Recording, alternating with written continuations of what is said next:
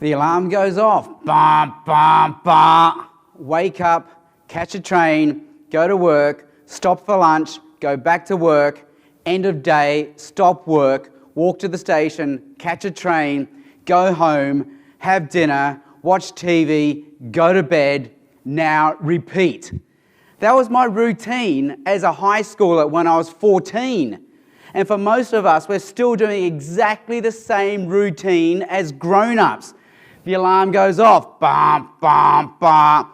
Wake up, catch a train, go to work, stop for lunch, go back to work, end of day, stop work, walk to the station, catch a train, go home, have dinner, watch TV, go to bed, now repeat. We have exactly the same routine we had when we were 14-year-olds. Nothing has changed, except we're getting up earlier, we're more busy, we're more tired.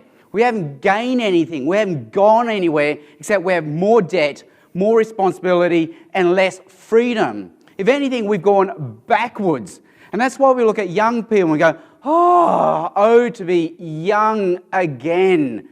So what's the point of it all? We've just swapped one daily grind for another daily grind.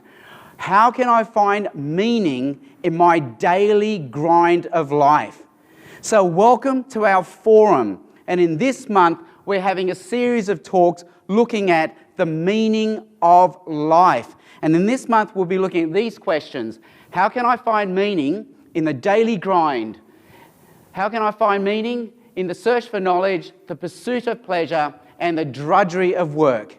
And each week, one by one, we'll go through each of these questions, and we'll try to see what the Bible, in particular the book of Ecclesiastes, has to say about our question. And this will come in the form of a talk, 20-minute talk from me, followed by some Q&A. And today is week 1, question 1, and our question is this: how can I find meaning in the daily grind? And I'm going to define the daily grind as this: it's us doing the same thing, same routine, day after day, week after week, year after year. And in the Bible reading in front of us, in that first chunk, in verse 9, Ecclesiastes chapter 1, verse 9, it says this: what has been will be again. What has been done will be done again. There is nothing new under the sun. And the Bible seems to be describing our daily grind. It's the same thing, same old, same routine, day after day, year after year. And so our question is this: what do we gain from this? What is the point? Where is the joy? How can I find meaning in my daily grind? Well, my talk's going to have 2 parts. In the first part, part A, we'll look at what the daily grind feels like. And in the second part, part B, what we can do about the daily grind. So let's begin with the first part, part A, what the daily grind feels like. And here I've got 2 things to say. Number 1, every day feels just like the day before. Every day feels like exactly the same. We wake up the same time, we brush our teeth the same time, we catch the same train, same time, same platform, same carriage, same people around us. And then we go to work in the same place, same desk, and then we eat the same lunch at the same place, which is usually the desk, the same desk. And every day feels just like the day before. And after a while, it becomes a little bit numbing. A few years ago, I broke my hand, and so I had to have my arm in a cast. And it's a real hassle having an arm in a cast because you have to do everything one-handed. And it was really hard to write. It's really hard to put toothpaste on a toothbrush with one hand. And it's really hard getting toilet paper from a toilet roll with one hand. You go like this, dong, dong, dong, dong, dong, dong, dong, dong, dong. My wife also broke her arm once, and she had her arm in a cast. So it was my job as the husband to do her hair every morning. So I had to put the scrunchie on her head. And gentlemen, let me just say this: it's a lot harder to put a scrunchie on her head than you think it is. Women just make hard things look easy and don't talk about it. Men make easy things look hard and they whine about it. Now, doctors will also say there's another problem with having your arm in a cast. After a while, because you haven't moved your arm just starts wasting away, and you also get pressure sores which you don't even feel because you become numb to the pain. And every day doing the same thing, day after day, year after year, after a while our lives feel like they're just wasting away. And we become numb to the pain. We become numb to the traffic, the commute, and the fact that our lives are going nowhere. We just get numb to it all. And we just function every day on autopilot. We catch the train on autopilot. We work at our stations like robots. We eat our lunches like zombies. And did you notice I use words like autopilot, robots, zombies? Those are dehumanizing words. There's something very dehumanizing about what we're doing the same thing day after day. That's the first thing. Every day feels just like the day before. The second thing about the daily grind is this. It feels like we're not getting anywhere. In Greek mythology, we have the story of Sisyphus, who's condemned to roll a stone up a hill, only to have to roll back down the hill, so he has to do the same thing all over again. And this was his punishment from the gods. And the idea is, if you're doing the same thing over and over again, after a while it becomes futile. It's pointless. You're not going anywhere. You're not gaining anything. We just had New Year's. And this New Year's, we all made the same resolutions. This year, I'm going to exercise more. But sure enough, by the end of the year, we won't have done any of our resolutions. We won't have exercised more. We won't have learnt a new language. We won't have learnt a musical instrument. But next year, we'll make the same resolutions, just like we did the year before. We don't seem to gain anything or get anywhere. We're the same person we were the year before and the year before that. We're not getting anywhere. My wife and I, just a few years ago, finally bought a house. We've been renting, and about 5 years ago, we decided to buy a house. So now we're locked into a 30-year mortgage. And every month we make our payments, but we don't seem to be getting anywhere. Every month we make our payments, but the balance seems to be just the same. We don't seem to be getting anywhere. Despite our daily routine, we don't seem to be gaining anything or getting anywhere. It all just seems a little bit futile. Now, in those verses in front of us, in Ecclesiastes chapter 1, it says this: "What do people gain from their labours at which they toil under the sun? Generations come and generations go, but the earth remains forever. The sun rises and the sun sets and hurries back to where it rises. The wind blows to the south and turns to the north. Round and round it goes, ever returning on its course. All streams flow into the sea, yet the sea is never full. To the place the streams come from, there they return again. All things are wearisome, more than one can say. The eye never has enough of seeing, nor the ear its fill of hearing. What has been will be again. What has been done will be done again. There is nothing new under the sun." So this Bible reading seems to be describing our daily routine. Every day feels like the day before, and we don't seem to be getting anywhere despite our daily routine. So that's part A. That's what the daily grind feels like. So let's come to part B. What can we do about our daily grind? And I think from the Bible reading we have, I think we can suggest two things we can do, maybe two keys to surviving the daily grind. The first thing is this: we can enjoy the moment. Enjoy things just for what they are. This is the first key, where we can reframe how we see our daily grind, and maybe it's okay that things stay the same day after day, year after year. When I was in high school, after high school one day, a bunch of us guys, we went to the nearby park and we just sat there after school. And then there was this old man running around the park, just doing laps. And being schoolboys, we decided to form a cheer squad for him. And so we stood on a corner, and every time he came around, we clapped and we cheered for him. And he loved it. Every time he came around to our cheer squad, he'd have his arms up in the air in this mock celebration. He was loving the moment, and we were loving the moment. But hang on, he wasn't gaining anything. He wasn't winning a race. He wasn't making any net distance. He was just doing laps, going round and round and round, yes, but he was in the moment and he was enjoying the moment. So a key theme in the book of Ecclesiastes is this, and I owe this observation to my Bible teacher, Kirk Paxton. A key theme in the book of Ecclesiastes is this: we should learn to reframe how we see the world, enjoy the moment for what it is, a good gift from a good God for us to enjoy, and don't make any more or less of it than what it is, a good gift from a good God.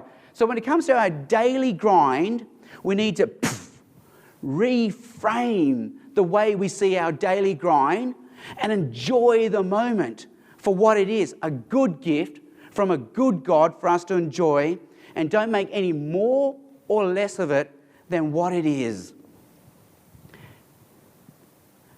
Now, I have 3 boys, Toby, Cooper and Jonty. They're aged 8, 6 and 4. And at night, I often read them a bedtime story. And they're always saying they want the same story over and over and over again. And this is a story they ask for. They want the bike lesson. We want the bike lesson again. We want the bike lesson. And I'm saying, no. Let's not do the bike lesson again. And they go, no. We want the bike lesson. We want the bike lesson. And so when I pull out the bike lesson again, they go, yeah, it's the bike lesson again. They love hearing the same story over and over and over again. They see routine and repetition as something to be celebrated. In their childlike innocence, they see wonder and beauty in routine and repetition. As a public speaker, it's funny, I'm not allowed to give the same talk all over again. If you came next week to hear me talk and I gave this same talk, you'd be going, boo, boo, get off, we've heard that talk, it's old, we don't want to hear that talk. But if I was a singer and I was Bruce Springsteen or Taylor Swift and I sang the same old song, you'd be going, yeah, you'd be clapping, cheering, hollering. We love that song. Sing that song again, because you would know the words and you'd be singing along. You want to hear the same old songs from singers. Cold Chisel last month were touring and a nurse from work went and I asked her, well, how's the concert? And she said, they just kept doing their new stuff. We wanted to hear their old stuff. It's funny, singers want to do their new stuff, but we just want to hear the old songs over and over again. We like to hear the old things over and over again. See, it's funny, as human beings, we think we don't like routine and repetition, but actually we need it. We like it, we thrive on it, and we crave it. Just last month, we had a family holiday. We went to a beach, and we stayed there for about 14 days. And I've worked out a summer family holiday needs to be 14 days. 7 days, not quite long enough. 10 days, still not long enough. 14 days, that is just right, because you spend the first third de-stressing, the middle third relaxing, and the final third, okay, I'm over this. I need to get back to work. I need some routine in my life. And I actually left the holiday 1 day early because it was driving me nuts just doing nothing. I needed some routine. And even when we got home, my boys were clapping and cheering, we're back home, we're back home. So even though we think we don't like routine, we do like it. We want it, we need it, we crave it, we thrive on routine. One day a week, I work as a doctor, and I work with an orthopedic surgeon, and this is what we do, we operate. Now, in an operation, as doctors, we actually like routine and repetition. We want every operation to go just like the operation before. We don't like it when something different happens in an operation. We don't like it when we have to say, that's never happened before. See, in an operation, new is not good. We don't want new. We want every operation to go just like the operation before. We like routine and repetition. Now, this is a metronome. So I can hear the groans from everyone who had to do music as a kid. I can hear groans from all the Asians here in the audience. Now, a metronome, you know what it does. It just goes tick-tock, tick-tock, over and over and over and over again. And we sort of hate it, but at the same time, we need it. It keeps us in time. It's what makes music beautiful. There's timing, rhythm, and repetition. It keeps us in time. And this is the whole enterprise of science. In science, we actually need the universe to work like a metronome. Tick, tock, tick, tick-tock, over and over and over again.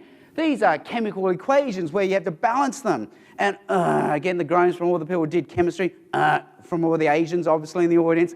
Now, on the one hand, we hate it, but on the other hand, we love it. We need the repetition. We need those chemicals to do exactly the same thing over and over and over again. Otherwise, the universe would implode. The whole enterprise of science requires that our universe works like clockwork on rhythm and repetition.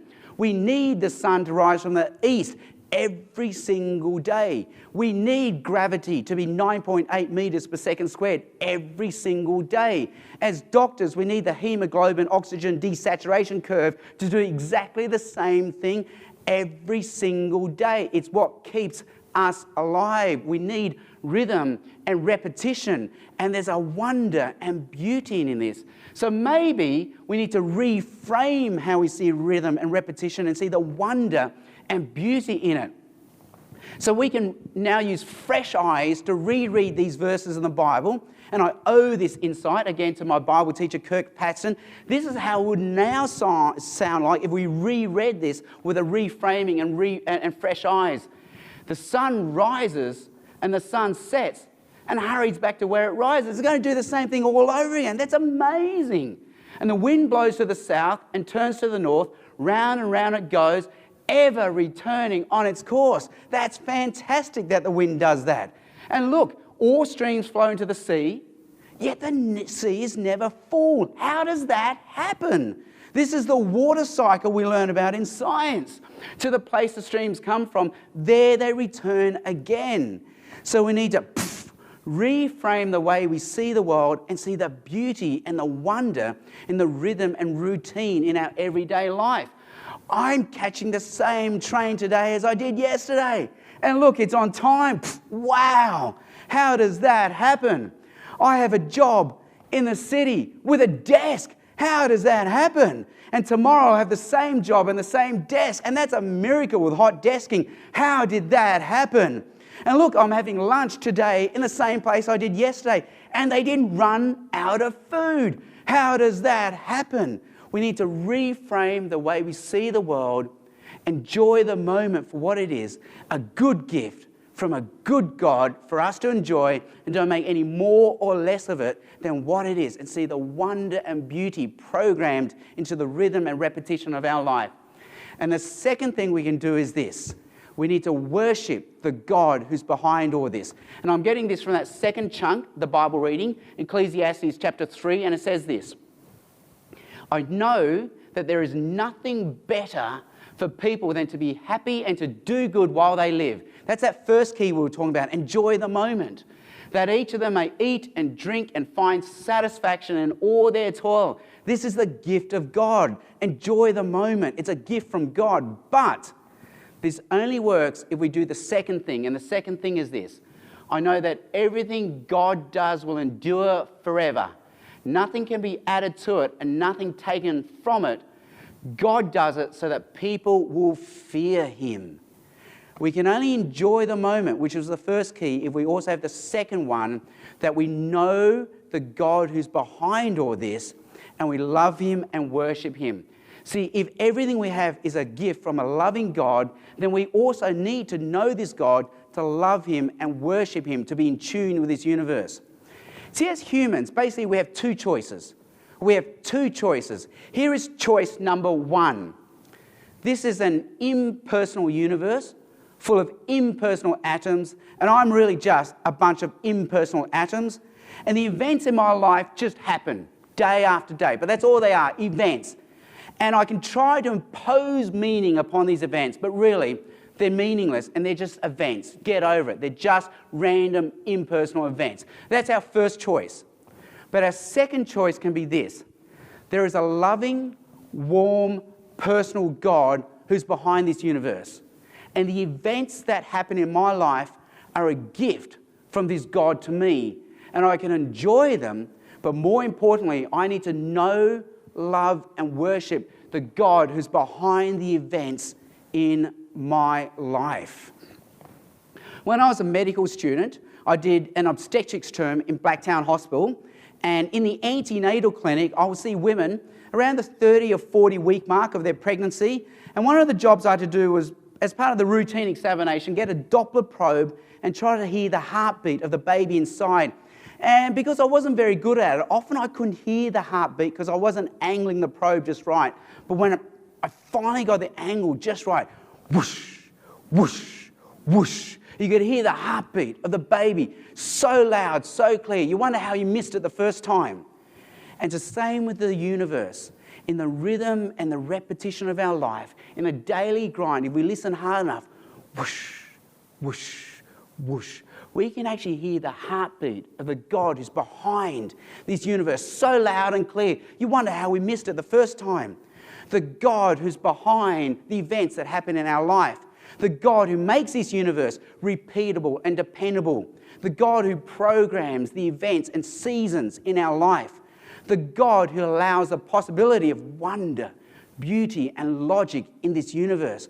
And if we can hear his heartbeat, then we can be in tune with the rhythm that he wants in our life. So do you remember our original question? It was this: how do I find meaning in the daily grind?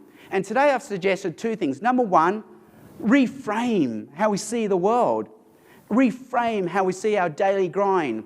Enjoy it as a gift from a good God, and don't make any more or less of it than what it is, a gift from a good God. But if there really is a God behind the universe that gives it meaning, we also need to know, love, and worship this God.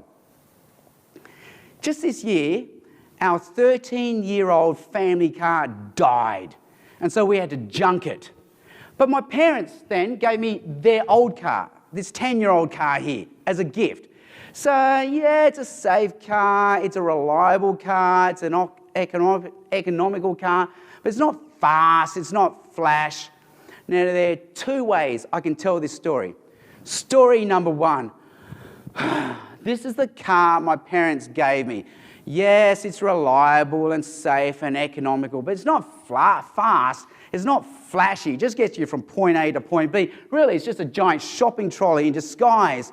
It's not a Porsche, it's not an SS Commodore. Why didn't they give me those cars? Why did they have to give me this car? That's story number one. Story number two goes like this. This car is a gift from my parents to me. Now, I know it's not fast, it's not flash, it's not a Porsche, it's not an SS Commodore Ute, but hey, it's reliable, gets me from point A to point B, it's safe, it's economical, but most importantly, it was a gift from my parents to me for free. And now I know I have parents who love me and support me and have my back. What about the story of our life? There are two ways we can tell the story of our life. Story number one will go like this. This is my life. It's a very ordinary life. I'm not super rich. I'm not super successful. It's a very ordinary life. I haven't won any Nobel Peace Prizes. I'm not a rock star. I'm not a brain surgeon. It's a very ordinary life. Why does this have to be my life? That's story number one. Story number two would go like this. My life is a gift to me from God. Now, I know I'm not super successful. I'm not super rich. I'm not a brain surgeon. I'm not a rock star. I haven't won any Nobel Peace Prizes. But my life is a gift to me from God. Every event in my life has meaning because it's a gift from a warm, loving God who runs his universe. But most importantly, it's a gift for free from God. And now I know I have a God who loves me, supports me, and has my back. So which is going to be the story of our lives? How can we survive the daily grind? We need to reframe how we see our life. Enjoy the moment for what it is, a good gift from a good God. But don't make any more or less of it than what it is, a good gift from a good God. And we need to know, love, and worship the God who's behind this universe. You can listen to some of the answers to questions that Sam has. So the first one kind of comes down to a question on balance. This one seems to be consistent from the last couple days. But how do we discern when to enjoy the moment, as you're kind of talking about, and when to do something different than the daily grind? Right.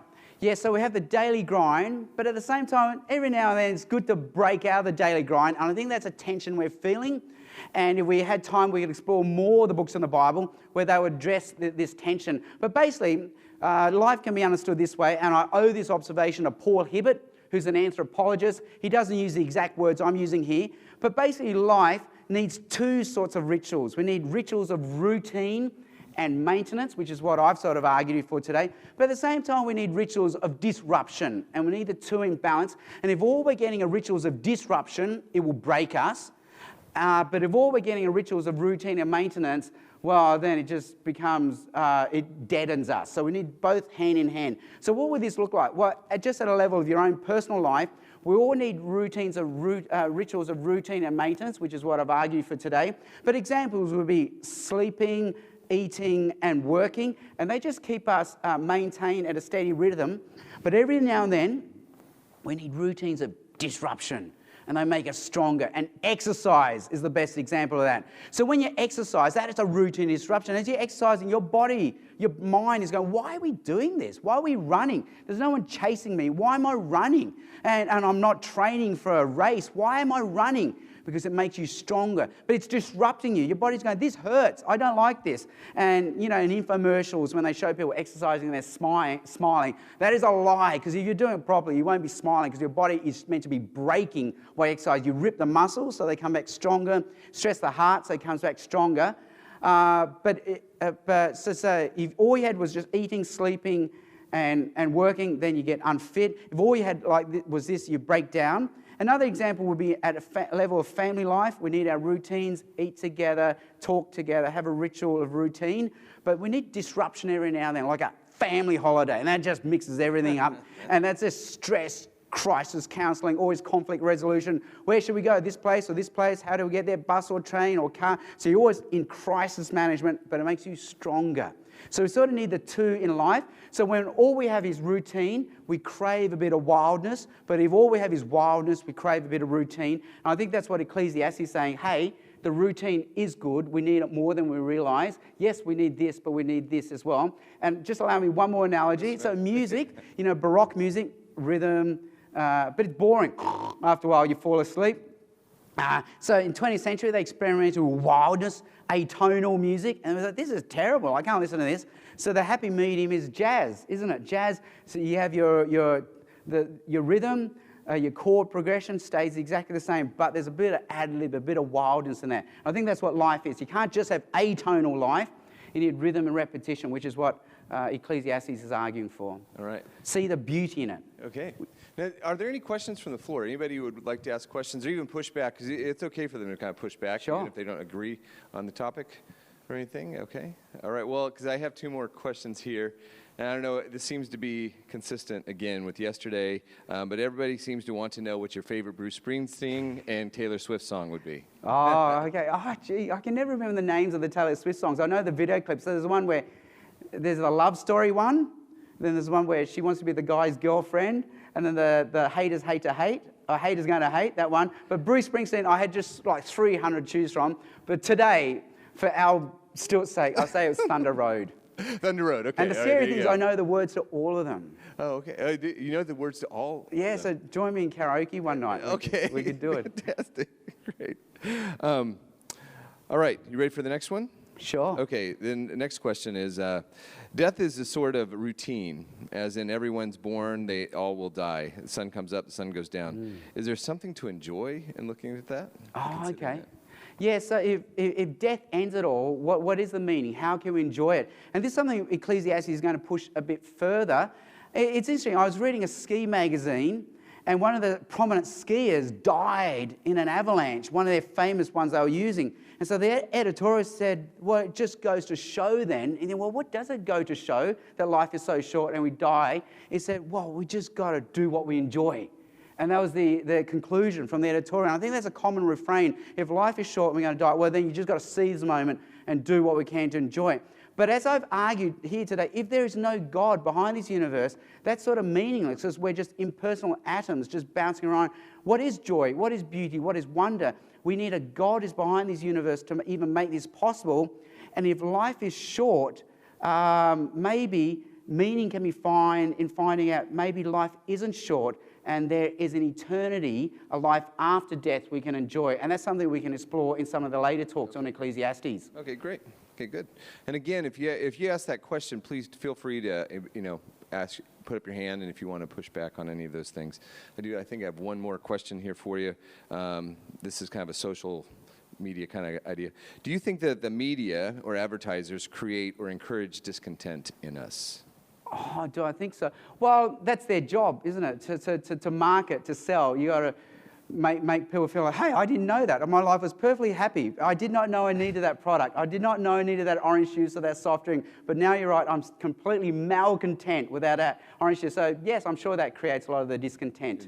So maybe sometimes it's being fueled by the media. Well, what's fascinating is our parents' generation would buy a $2,000 couch, and it was meant to last 40 years. That's why it was covered in plastic. For the Asians, they always cover their couches in plastic. This is going to last a lifetime, a generation. And my dad would always vacuum the car. We weren't allowed to eat in it, couldn't chew gum in it, because his car had to last, because he'd spent $5,000 on it. But now our generation, we buy a laptop for $4,000, and we upgrade it every 3 or 4 years. Right. We buy new phones for $500, which is the price of a fridge, which our parents' generation was meant to last. But somehow we're taught to be discontent every 2 or 3 years with what we have. All right. So you think that with the rest of this talk, these talks, maybe you'll be able to address some of those typical topics that I brought up? Definitely. Okay, fantastic. For sure.